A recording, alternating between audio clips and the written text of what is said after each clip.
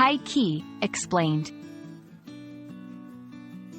Hello, dear learners. Today, we're going to dive into a popular slang phrase that you might have heard in conversations, movies, or social media. That phrase is high key. By the end of this video, you'll understand its meaning, origin, and how to use it in sentences. High key is a slang term that primarily means very, or to a great extent. It is often used to emphasize feelings, opinions, or desires.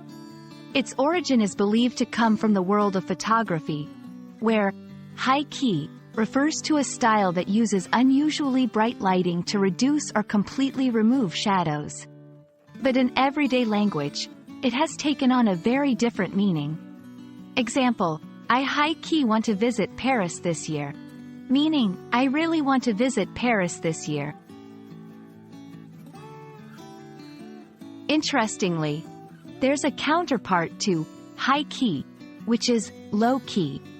While high-key is used to strongly emphasize something, low-key is used to subtly or quietly emphasize it.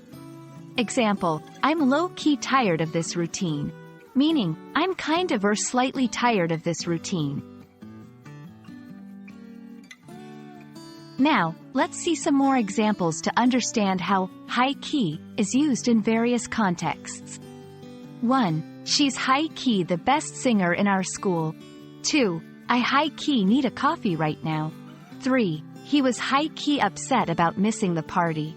Remember, as with many slang terms, high key may not be suitable for formal contexts, but it's great for casual conversations, especially among younger people. There you have it, a deep dive into the phrase, high key. Hopefully, you now feel confident in understanding and using this slang in your daily conversations. Keep experimenting with new words and phrases. It's a fun way to make your English sound more natural and up to date. Happy learning!